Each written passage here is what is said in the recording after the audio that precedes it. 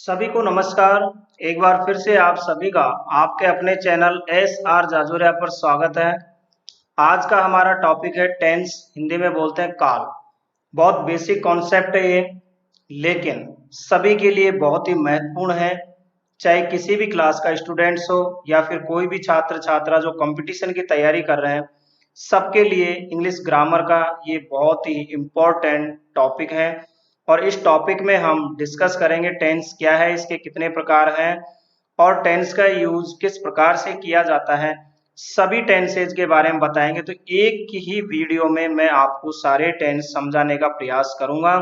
इस वीडियो को आप ध्यान से देखें और लास्ट तक देखें। आपके सभी इससे रिलेटेड डाउट क्लियर होंगे और आपको ये टॉपिक बड़े अच्छे से समझ में आएगा। तो चलिए मेरे साथ एंजॉय करते रहिए इंग्लिश। टेंस क्या है? Tense change the form of verb to express the time of an action. इस बात को आप समझने का प्रयास कीजिए। कार्य के समय के अनुसार वर्ब के रूप में जो परिवर्तन होता है उसे ही टेंस कहते हैं। ये क्या कह रहा है सेंटेंस? ये इंग्लिश में लिखा है, हिंदी में लिखा है। कार्य के समय के अनुसार वर्ब की जो फॉर्म है ना, समझे बच्चे, वर्ब की जो फॉर्म है उसमें जो चेंज होता है उसे ही टेंस कहते हैं। जैसे कई बार आप वर्ब की फर्स्ट फॉर्म यूज करते हो, कई बार आप सेकंड फॉर्म यूज करते हो, कई बार थर्ड फॉर्म यूज करते हो, कई बार फर्स्ट फॉर्म में एस या ईएस लगाते हो और कई बार वर्ब की फर्स्ट फॉर्म में आप आईएनजी लगाते हो। ये सब क्या है? ये कार्य के समय के अनुसार वर्ब की जो फॉर्म है ना उसमें चेंज हो रहा है, उसे ही क्या कहते हैं? हम टेंस कहते हैं। जैसे आप कुछ जगह गो का यूज करते हो, गो की सेकंड फॉर्म क्या है? वेंट, आप वेंट का यूज करोगे। थर्ड फॉर्म क्या है? गॉन, आप गॉन का यूज करते हो। या कुछ जगह आप ईएस या एस लगा जैसे गोज लिखोगे, कुछ जगह आप गोइंग लिखोगे। ये क्या है?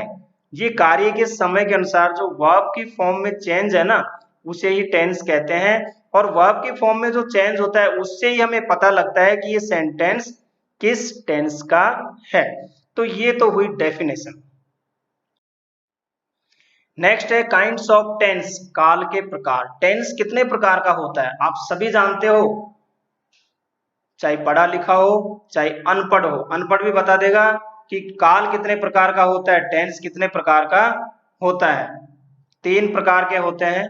पहला है प्रेजेंट टेंस यानी वर्तमान काल, जिसमें वर्तमान की बातें होती हैं। मैं खाना खा रहा हूं, मैं गांव जा रहा हूं, मैं आपको ये टॉपिक पढ़ा रहा हूं, ये प्रेजेंट की बातें हो रही है। पास्ट टेंस यानी भूतकाल, जो बीत चुका है, जो हमारा अतीत है, गुजर चुका, चाहे अभी थोड़ी देर पहले हुआ हो, तो वो सभी पास्ट में आता है। मैं गांव गया था या मैंने क्रिकेट खेला, ये सभी बातें पास्ट में आती हैं। फ्यूचर टेंस यानी भविष्यत काल, जिसमें आने वाले समय की बात हो। मैं गांव जाऊंगा, मैं क्रिकेट खेलूंगा, मैं आपको एक और वीडियो मैं आपको एक और लेसन पढ़ाऊंगा वीडियो के माध्यम से। तो ये सभी क्या है? फ्यूचर टेंस में, यानी जिसमें आने वाले समय की बात की जा रही हो। प्रत्येक टेंस के 4 भेद होते हैं, या हम कहें कि इनकी सब कैटेगरी होती है 4। कौन कौन सी? फर्स्ट है इंडेफिनेट, सेकंड है कंटिन्यूअस, थर्ड है परफेक्ट और फोर्थ है परफेक्ट कंटिन्यूअस। ये सभी के साथ अप्लाई होती है, जैसे present indefinite, present continuous, present perfect and continuous.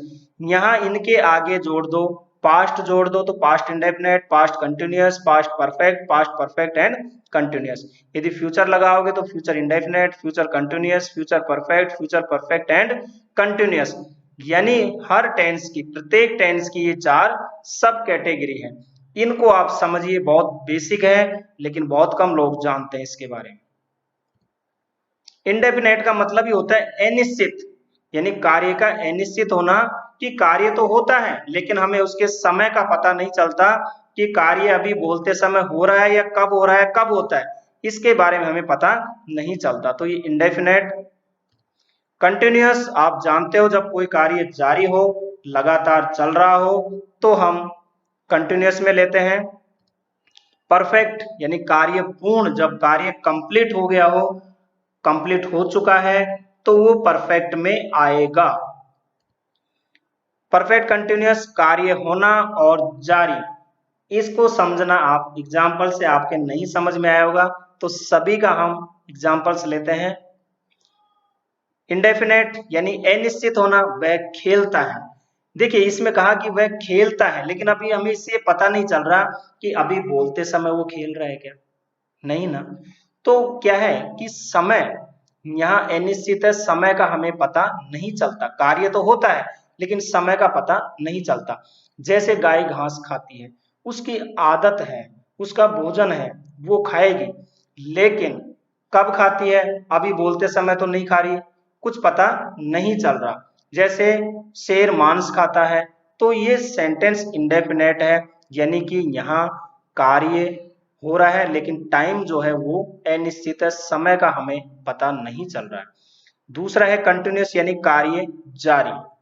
जैसे वह खेल रहा है, अभी बोलते समय, भाई क्या कर रहे हो, मैं खेल रहा हूं, तो बोलते समय कार्य जारी हो रहा है। मैं आपको ये वीडियो, आपको मैं ये टॉपिक पढ़ा रहा हूं, तो ये क्या है, कंटिन्यूअस में, अभी बोलते समय कार्य हो रहा है।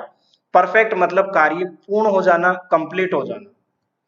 वह खेल चुका है, कार्य पूर्ण हो चुका है, वह गांव जा चुका है। तो ये क्या है, कंप्लीट होना परफेक्ट में आता है। परफेक्ट कंटिन्यूअस में कार्य होना और जारी, इसको समझे। वह सुबह से खेल रहा है, यहाँ पे क्या है कि कार्य कुछ समय पहले शुरू हुआ और अभी भी चल रहा है। जब सब कुछ समय पहले से शुरू हुआ हो और कार्य वर्तमान में भी चल रहा हो, या हम कहें कि जिस समय बोला जा रहा है उस समय चल रहा हो, तब हम जो है परफेक्ट कंटिन्यूअस का यूज करेंगे। जैसे वह सुबह से खेल रहा है, वह कल से पढ़ रहा है, या वह कल से टीवी देख रहा है, कल से मोबाइल देख रहा है, सुबह से दौड़ रहा है, 1 घंटे से दौड़ रहा है। ये सारी चीजें क्या है कि वहां पे इसमें क्या शो हो रहा है कि कार्य कुछ समय पहले शुरू हुआ और अभी भी चल रहा है, तो वो हम लेते हैं परफेक्ट कंटिन्यूअस में। ये बेसिक कॉन्सेप्ट था, आपको समझ में आया होगा, मुझे उम्मीद है कि आपको अच्छे से समझ में आया होगा। अब आगे चलते हैं हमारा मेन टॉपिक पर। अब आप इस चार्ट को देखिए, यहाँ तीनों टेंस लिखे हैं, प्रेजेंट, पास्ट, फ्यूचर, और इनकी सब कैटेगरी इंडेफिनेट, कंटिन्यूअस, परफेक्ट और परफेक्ट एंड कंटिन्यूअस। सबसे पहले लेते हैं प्रेजेंट इंडेफिनेट। प्रेजेंट इंडेफिनेट का यूज हम करते हैं जिन हिंदी के वाक्य में ता है, ते है, ती है। जैसे मैं गांव जाता हूं, मैं खाना खाता हूं, गाय घास खाती है, शेर मांस खाता है, बिल्ली मांस खाती है। ये हुआ प्रेजेंट इंडेफिनेट का। प्रेजेंट इंडेफिनेट में हम हेल्पिंग वर्ब के रूप में डू या डज का यूज करते हैं। यदि हमारा सब्जेक्ट प्लूरल है तो हम डू का यूज करेंगे, यानी बहुवचन है। यदि सिंगुलर है तो डज का यूज करेंगे। आई के साथ भी डू का ही यूज किया जाता है, लेकिन डू डज हेल्पिंग वर्ब के रूप में हम यूज कहाँ करते हैं, नेगेटिव यानी नॉट वाले सेंटेंस, इंट्रोगेटिव प्रश्न वाले, और इंट्रोगेटिव एंड नेगेटिव। यदि प्रेजेंट इंडेफिनेट का सेंटेंस अफर्मेटिव है, पॉजिटिव है, जिसमें नॉट नहीं लगा है, तो फिर वहां पे हम हेल्पिंग वर्ब के रूप में इनका यूज नहीं करते। वहां हम यदि सब्जेक्ट प्लूरल है तो वर्ब की फर्स्ट फॉर्म का यूज करेंगे। यदि सब्जेक्ट हमारा सिंगुलर है, एक वचन थर्ड पर्सन है, तो वहां पे हम वर्ब की फर्स्ट फॉर्म के साथ एस या ईएस लगाएंगे। ये आपको ध्यान रखना है। और एस और ईएस कहाँ लगाना है वर्ब के साथ, इसका वीडियो मैंने अलग से डाला हुआ है, आपको इस वीडियो के डिस्क्रिप्शन लिंक में भी मिल जाएगा, आप उसको देख लें। दूसरा है प्रेजेंट कंटिन्यूअस, रहा है, रही है, रहे हैं। जैसे मैं पढ़ रहा हूं, मैं खा रहा हूं, मैं जा रहा हूं, ये सारे क्या है, प्रेजेंट कंटिन्यूअस में है। इसके साथ helping verb is, am, are का यूज करते हैं। सिंगुलर यानी कि एक वचन हमारा यदि सब्जेक्ट है तो इज का यूज, आई के साथ हम एम का यूज करते हैं, और जितने भी प्लूरल है उनके साथ हम आर का यूज करेंगे। यू के साथ भी आर का ही यूज किया जाता है, और वर्ब की फर्स्ट फॉर्म में आप आईएनजी लगाओगे। नेक्स्ट है प्रेजेंट परफेक्ट, यानी चुका है, चुकी है, चुके हैं, या फिर या है, ये है, ये है। जैसे मैं खाना खा चुका हूं या मैंने खाना खा लिया है। इस तरह के सेंटेंस प्रेजेंट परफेक्ट में बनाओगे। हेल्पिंग वर्ब हैज और हैव का यूज करोगे। यदि सब्जेक्ट हमारा सिंगुलर है तो आप हैज का यूज करोगे, और यदि प्लूरल है उसके साथ हैव का यूज करोगे। आई के साथ भी आपको हैव का यूज करना है। वर्ब की थर्ड फॉर्म का यूज किया जाता है। नेक्स्ट है प्रेजेंट परफेक्ट एंड कंटिन्यूस। यहाँ रहा है, रही है, रहे हैं, लेकिन एक विशेष ध्यान रखना है कि यहाँ समय दिया होगा, और समय से पूर्व यदि समय हमारा निश्चित है तो सिंस का यूज करोगे, यदि अनिश्चित है तो आप फॉर का यूज करोगे। यहाँ भी आपको हैज बीन और हैव बीन का यूज करना है, ये हेल्पिंग वर्ब के रूप में। वर्ब की फर्स्ट फॉर्म में आपको आईएनजी का यूज करना है। नेक्स्ट है पास्ट इंडेफिनेट। इसकी पहचान है या, ई, ई, ता था, ती थी, ते थे। जैसे मैंने खाना खाया, मैंने ताजमहल देखा, या मैंने कल ताजमहल देखा। इस तरह के सेंटेंस आप पास्ट इंडेफिनेट में बनाओगे। यहाँ आप यदि अफर्मेटिव है, बिना नॉट वाला यानी पॉजिटिव सेंटेंस है, तो वर्ब की सेकंड फॉर्म का यूज करोगे, चाहे कोई भी सब्जेक्ट हो। लेकिन यदि नेगेटिव है, इंट्रोगेटिव है, और नेगेटिव एंड इंट्रोगेटिव है, वहां पे आप डिड का यूज करोगे हेल्पिंग वर्ब के रूप में, चाहे सब्जेक्ट कोई भी हो। पास्ट कंटिन्यूअस रहा था, रही थी, रहे थे। जैसे मैं खाना खा रहा था, मैं नहा रहा था, मैं जा रहा था। यहाँ आप हेल्पिंग वर्ब के रूप में वाज वर का यूज करोगे। जितने भी सिंगुलर सब्जेक्ट है उनके साथ वाज का, यदि प्लूरल है तो वर का यूज। आई के साथ भी आपको वाज का ही यूज करना है यहाँ पे, और वर्ब के फर्स्ट फॉर्म में आपको आईएनजी लगाना है। पास्ट परफेक्ट यानी चुका था, चुकी थी, चुके थे। जैसे मैं गांव जा चुका था, मैं खाना खा चुका था। इस तरह के जो सेंटेंस है ये पास्ट परफेक्ट में आते हैं। यहाँ पे आपको हेल्पिंग वर्ब हैड का यूज करना है, सब्जेक्ट कोई भी हो सबके साथ आपको यही यूज करना है, और मेन वर्ब की थर्ड फॉर्म का यूज करना है। पास्ट परफेक्ट एंड कंटिन्यूअस रहा था, रही थी, रहे थे, लेकिन आपको समय दिया होगा, यहाँ उससे पहले आपको सिंस या फॉर का यूज करना है। आपकी हेल्पिंग वर्ब यहाँ हैड बीन होगी, और वर्ब के फर्स्ट फॉर्म में आईएनजी लगाना है। फ्यूचर में देखिए आप, फ्यूचर इंडेफिनेट में गा, गी, गे, ये आपका पहचान होगी। जैसे मैं जाऊंगा, मैं खाऊंगा, मैं आऊंगा, तो ये सभी क्या है, फ्यूचर इंडेफिनेट में है। यहाँ पे आप सेल और विल का यूज करोगे, और वर्ब की फर्स्ट फॉर्म लगाओगे। आई और वी सब्जेक्ट के साथ हम सेल का यूज करते हैं, बाकी के साथ विल का यूज करते हैं। लेकिन आजकल मॉडर्न इंग्लिश में सभी के साथ विल का यूज किया जाता है।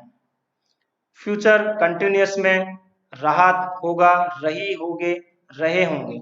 यहाँ आप जैसे वह खाना खा रहा होगा, गांव जा रहा होगा, जब फ्यूचर की बात होगी आप यहाँ हेल्पिंग वर्ब यूज करोगे, सेल बी और विल बी, और वर्ब की फर्स्ट फॉर्म में आईएनजी। फ्यूचर परफेक्ट चुका होगा, चुकी होगी, चुके होंगे।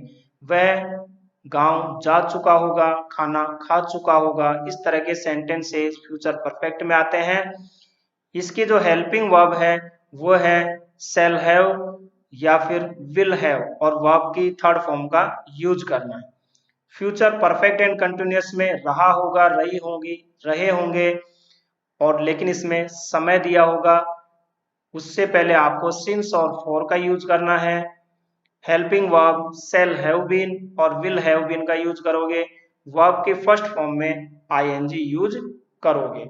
जैसे वह सुबह से खाना खा रहा होगा, या वह 2 दिन से पढ़ रहा होगा। इस तरह के सेंटेंसेस आप फ्यूचर परफेक्ट एंड कंटिन्यूअस में यूज करोगे। अब आपके लिए कुछ महत्वपूर्ण बातें आपने देखा होगा, जितने भी कंटिन्यूअस टेंस है यहाँ वर्ब की फर्स्ट फॉर्म में आपको आईएनजी लगाना है। जितने भी परफेक्ट है यहाँ आपको वर्ब की थर्ड फॉर्म का यूज करना है। जितने भी परफेक्ट कंटिन्यूअस है वहां भी वर्ब की फर्स्ट फॉर्म में आईएनजी, मतलब जहां भी कंटिन्यूअस आए ना वहां आप वर्ब की फर्स्ट फॉर्म में आईएनजी लगाओगे। यहाँ क्लियर हो गया। परफेक्ट में आप थर्ड वर्ब की थर्ड फॉर्म लगाओगे। अब बचे इंडेफिनेट, तो प्रेजेंट इंडेफिनेट में आप वर्ब की फर्स्ट फॉर्म यूज करते हो या एस लगाते हो। पास्ट इंडेफिनेट में वर्ब की सेकंड फॉर्म।